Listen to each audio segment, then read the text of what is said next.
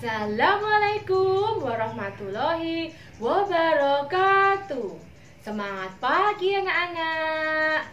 Jumpa lagi dengan saya Miss Indah. Bagaimana kabarnya hari ini? Kabar baik bukan? Ibu berharap semua dalam keadaan sehat selalu. Dan tentunya masih semangat walau belajar dari rumah. Kali ini kita akan belajar kelas 4, tema 5, pahlawanku, subtema 3, sikap kepahlawananku, pembelajaran 6. Sebelum pembelajaran dimulai, marilah kita semua berdoa sesuai dengan agama dan keyakinannya masing-masing. Banyak sikap kepahlawanan yang ditunjukkan oleh orang-orang di sekitar kita. Siapa saja mereka?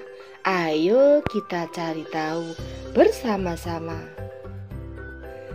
Setiap orang bisa menjadi pahlawan, asalkan dia melakukan hal-hal yang berguna untuk lingkungannya.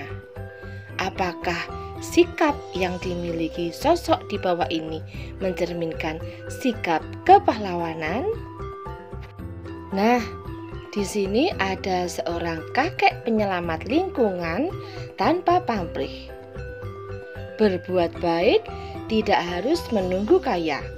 Itulah falsafah hidup seorang pria 65 tahun yang tinggal di Sumedang, Jawa Barat. Dengan ketekunan dan kesederhanaan sang kakek mampu mengubah lahan yang tandus di kaki Gunung Tampomas menjadi lahan hijau. Kaki Gunung Tampomas dulunya hanyalah padang tandus yang rusak karena penambangan pasir. Setelah pasir habis ditambang, tempat tersebut ditinggal begitu saja kering dan gersang. Tidak ada yang bertanggung jawab. Tidak ada yang dikenai sanksi karena kerusakan ekosistem ini. Duha Juwairi menjadi penyelamat lahan yang rusak. Selama 26 tahun tanpa dibayar, tanpa pamrih, terus berupaya supaya lahan kering menjadi hijau. Usaha kakek ini tidak sia-sia. Kini puluhan petani dan peternak menggantungkan hidup dari jerih payah Juwairi. Karena itu ketekunannya pula sang kakek rajin ini berhasil menjadi peternak. Namun Juwairi bukanlah tipe seorang egois.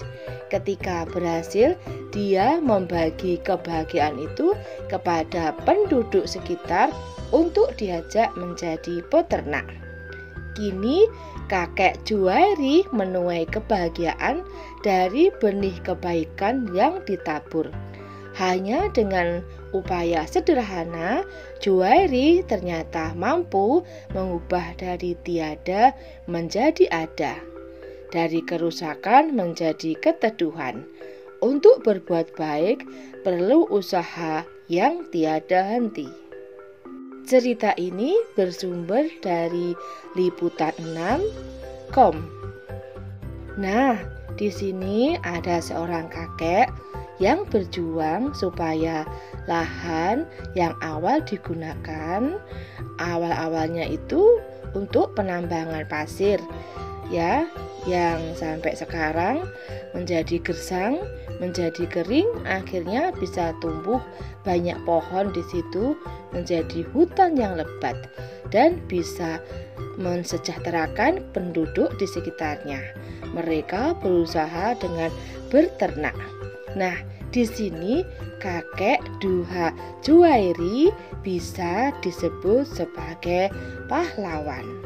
Kakek Duha Juwairi mempunyai tanggung jawab sosial yang sangat tinggi.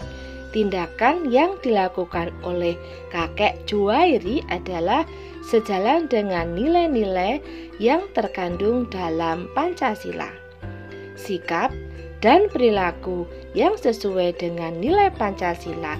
Sila kelima antara lain membiasakan hidup sederhana, hemat guna menciptakan keseimbangan dalam kehidupan. Kamu juga dapat menerapkan sikap yang menunjukkan tanggung jawab sosial dalam kehidupan sehari-hari, khususnya terhadap lingkungan. Berikan contohnya. 1. Melakukan penghijauan di sekitar rumah. 2. Membuang sampah pada tempatnya. 3. Membantu korban bencana alam. Apa yang akan terjadi jika kita tidak mempunyai tanggung jawab sosial dalam kehidupan sehari-hari? Jika tidak ada tanggung jawab sosial dalam kehidupan sehari-hari, maka akan terjadi kesenjangan sosial.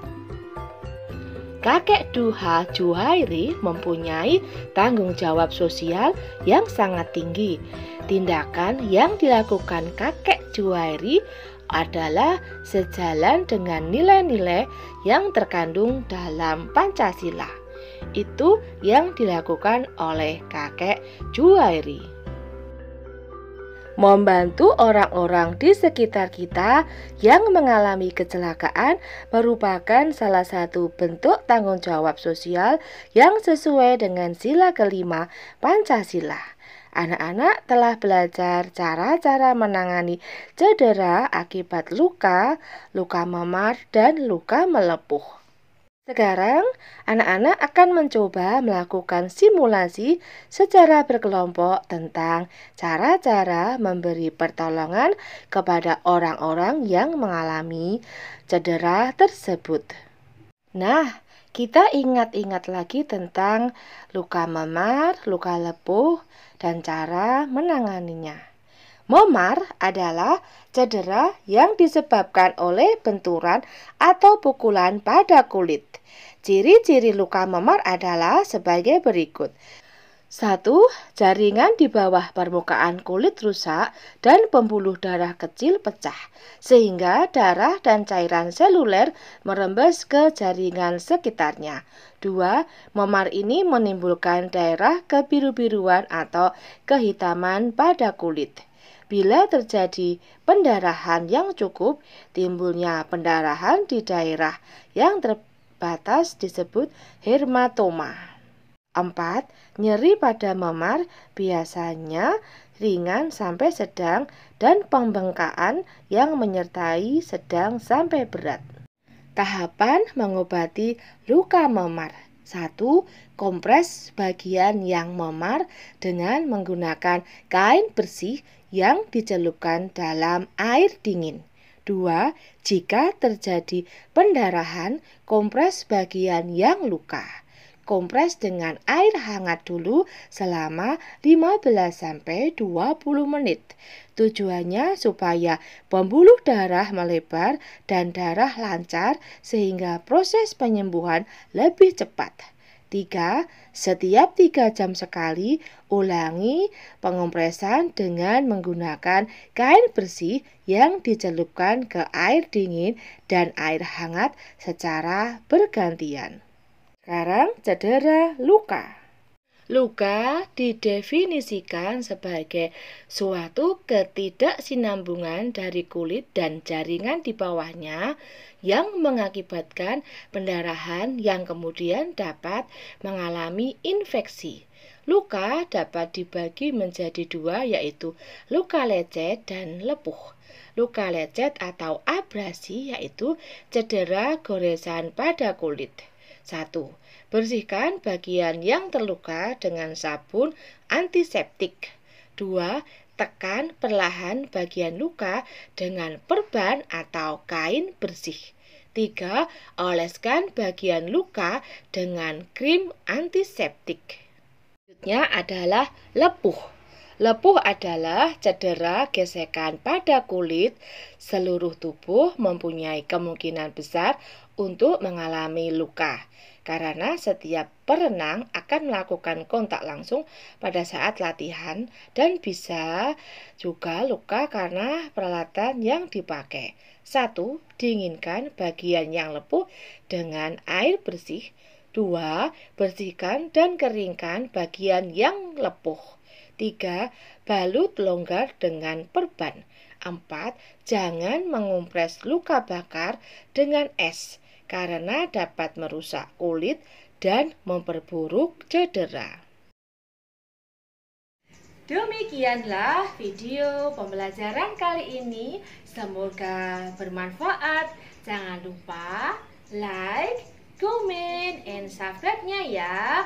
Bye-bye. See you tomorrow. Wassalamualaikum warahmatullahi wabarakatuh.